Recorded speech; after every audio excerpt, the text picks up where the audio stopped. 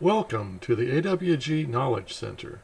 My name is Christopher Skach, and today's topic will be about the Precompensation plugin for the AWG70000 series. Wideband signals created from signal generators are often limited by the bandwidth of the instrument's frequency roll-off and the losses associated with the cables, connectors, and external devices.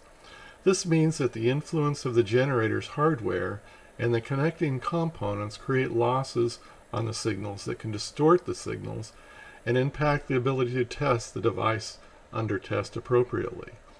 So these system artifacts need to be de-embedded from the signals before sending them to the device under test. All digital to analog generators, such as AWGs, have a characteristic sin x over x roll-off that is caused by the sample and hold architecture used in the DAC-based systems.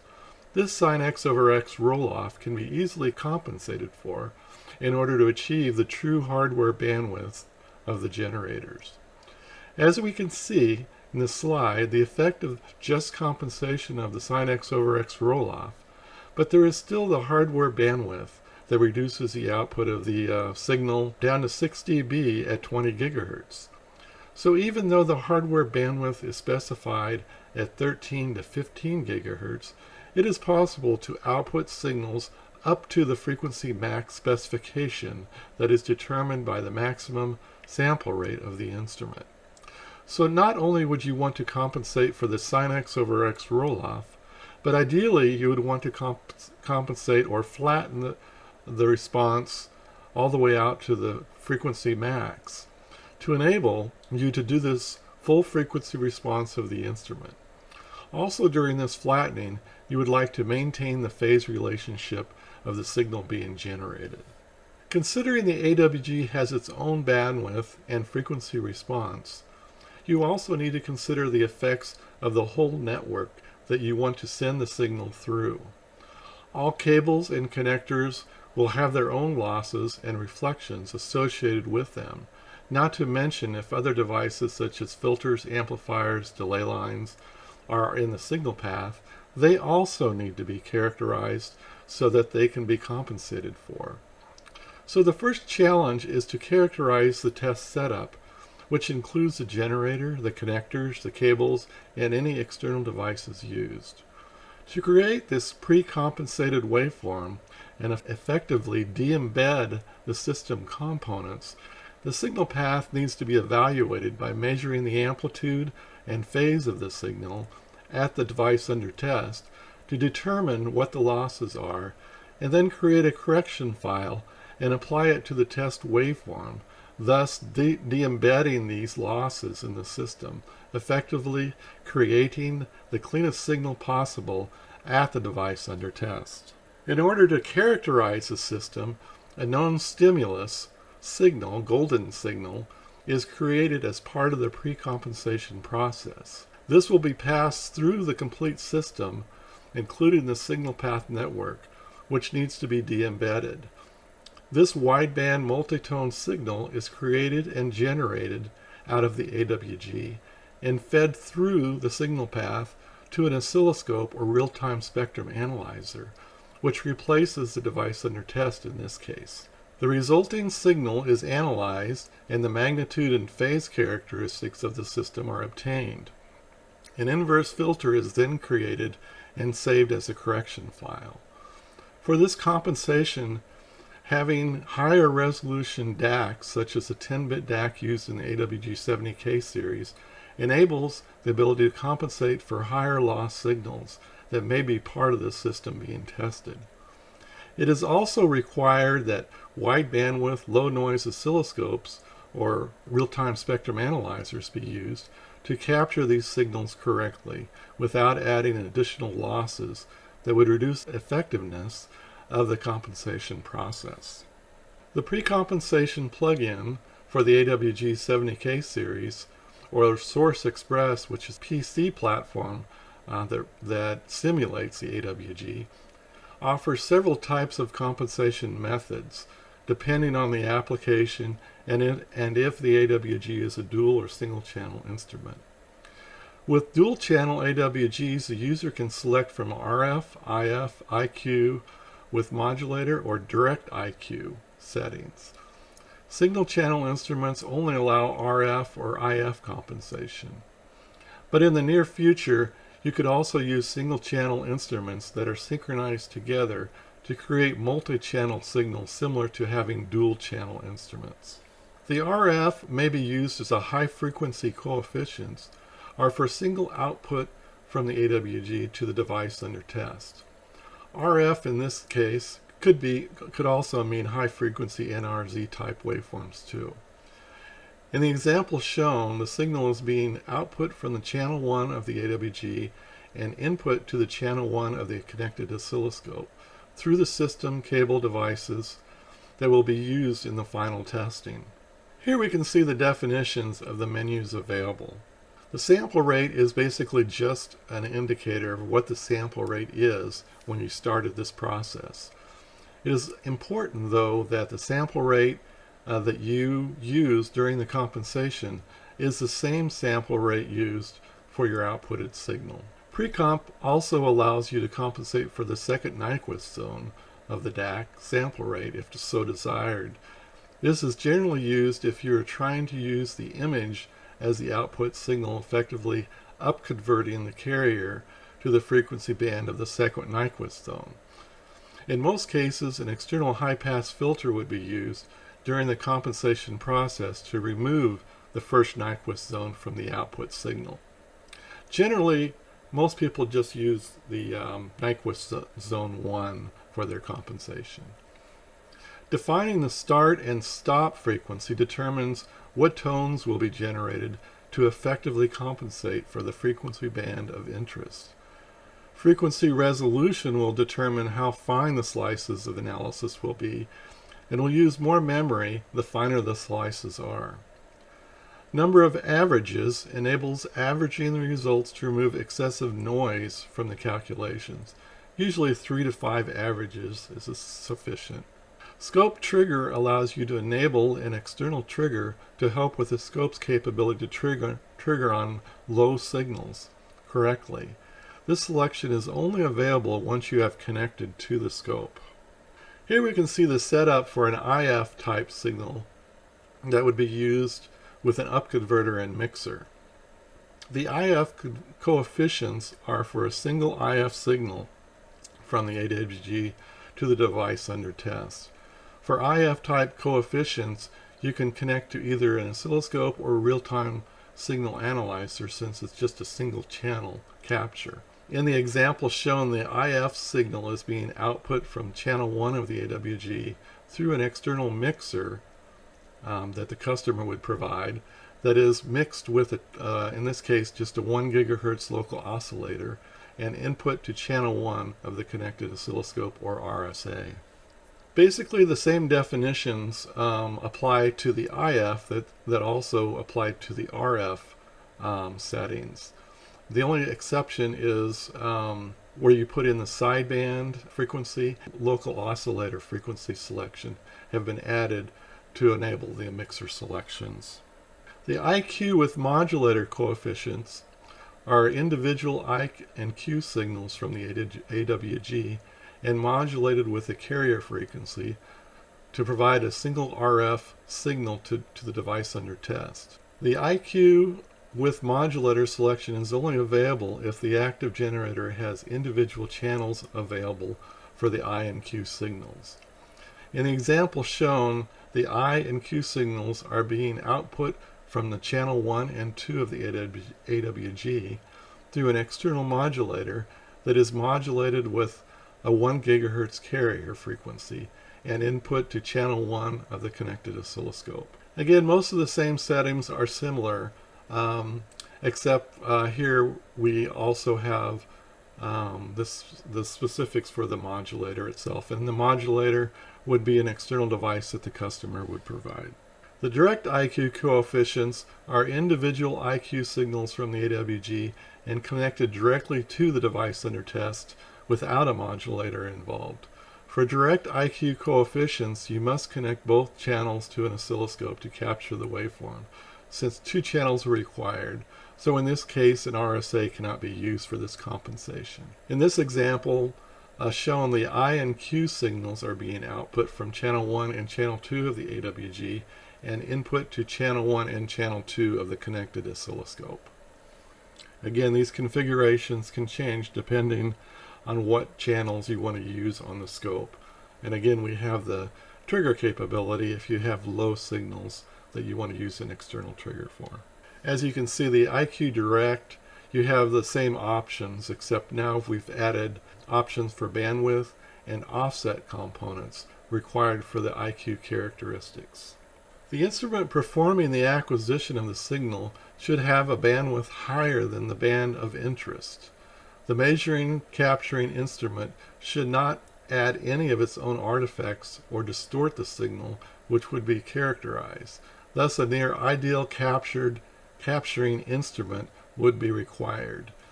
Tektronix wide bandwidth oscilloscopes suit these requirements. Scopes with sampling rates as high as 200 gigasamples, bandwidths up to 70 gigahertz, analog to digital converters are ideal suited for doing this type of compensation of the AWG signals. The scopes also provide the ability to capture large record lengths, which will give better frequency resolution for the analysis. The time domain flat top window is first applied on the signal once it's captured. Obtaining the magnitude response is then calculated by looking into the frequency bins of interest that you've defined when you set up your compensation criteria. Correlation is done to acquire the right time alignment of the signal. Correlation is also done between the acquired signal and the stimulus signal. As the acquired signal is captured with a different sampling rate than what is generated, the stimulus signal needs to be recreated with the sample rate of the acquired signal. So this is all done in the background so that you don't have to worry about it. From the real and imaginary parts of the FFT, the magnitude and phase response is obtained. Magnitude and the phase response at the exact bins of transmitted signals are examined for measuring the distortions. Phase response requires a time reference for the acquired signal, so before taking the FFT of the acquired signal, proper timing and alignment of the signal needs to be done. The time-aligned signal is then analyzed in the frequency domain by taking the FFT of the signal. The phase response is unwrapped and the phase distortions are obtained. The difference in the stimulus phase and the stimulus signal phase is compared and the difference is captured. This provides the phase distortion in the captured signal. Group delay distortions are derived from the phase information. The inverse frequency response is stored in a correction file. This correction file is similar to an S1P touchstone file and can be used as such if you're wanting to use it as a S parameter file. To apply the correction file, once you've done the compensation, the user just needs to right mouse click on the waveform in the waveform list that they want to apply it to, and then select the correction file that they've created. The specific waveform for the test can be created using any of the waveform generation tools available. So you can basically create your waveform using either on one of our waveform generation tools built into the AWG, or if you're using MATLAB, you could also create a waveform using MATLAB and then apply this correction to that file. If the waveform is NRZ type waveform, the user also has the option of turning off the sin x over x correction, thus reducing the filter effects caused by that correction, or applying a Gaussian filter to the file when the correction is applied. The impulse response is obtained by the frequency sampling method by taking the IFFT of the correction factor. This impulse response is convolved with a signal of interest to obtain precompensated de-embedded signal. It's also important the correction was done at the sample rate, as I mentioned before, so that the time and phase relationship is maintained. This may require changing the properties of the waveform sample rate attribute so that it matches the compensation file of the sample rate that you want to use. So if you create a waveform using MATLAB, you want to make sure that when you import that waveform to your AWG, you go into the properties of that waveform and make sure that the same sample rate is associated with the sample rate that you want to actually send that waveform out as. So here we can see an example of a signal before compensation and one after. This effectively shows how much signal can be improved by using the signal precompensation. The AWG70000 series also has the ability to apply S parameters files to the output signal. These S parameter files can also be de-embedded to remove the loss associated with a specific device, such as an electrical to optical modulator. So this allows precompensation, including losses that can't be tested with just an oscilloscope. Many devices include S parameter files to allow this capability. If an S parameter file is not available, then a network analyzer could be used to create one. So the S parameter capability, this option allows the user to emulate the device characteristics from S parameter files over frequency range of interest. It also allows the users to emulate cascading of devices without physically having the devices. So in many cases, you want to create a system, but you don't have all the equipment there to send the signal through, to include the losses associated with that particular device. So you can use an S parameter to simulate that. Other instances, you may want to de-embed those particular devices out of the losses that are associated with the network.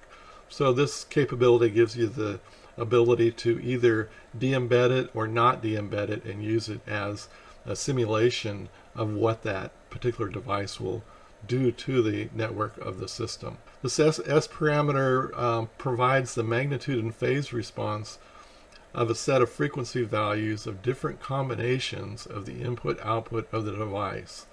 The S parameter, each combination of the input-output defines different characteristics of the device.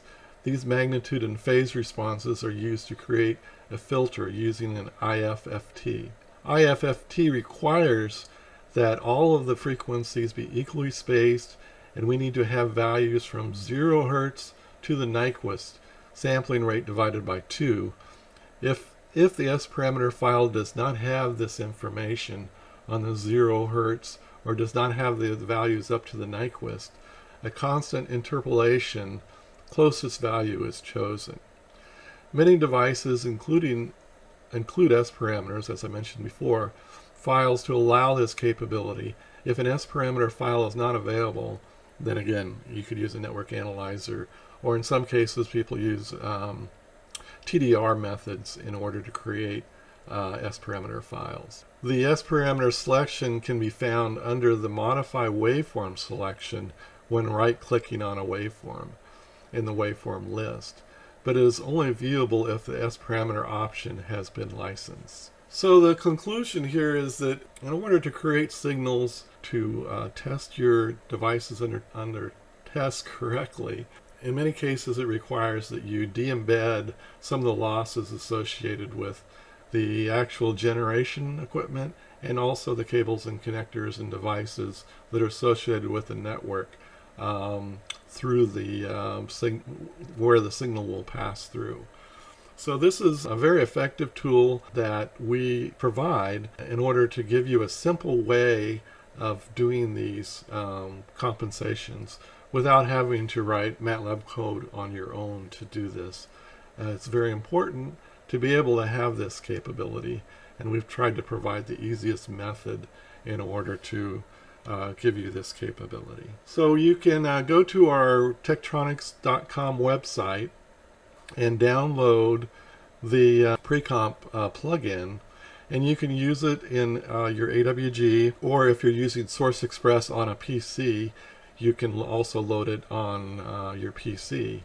It does require a license in order to run it, and you can get a 30-day trial license, a fully functional 30-day trial license from the website. Then you can test it, see if it works for you. If it does, then you can go in and purchase the actual license. So this concludes this presentation. I hope it's useful. We'll be here again to show you the next plugin that we have available. Thank you. Find out more at Vicom's website.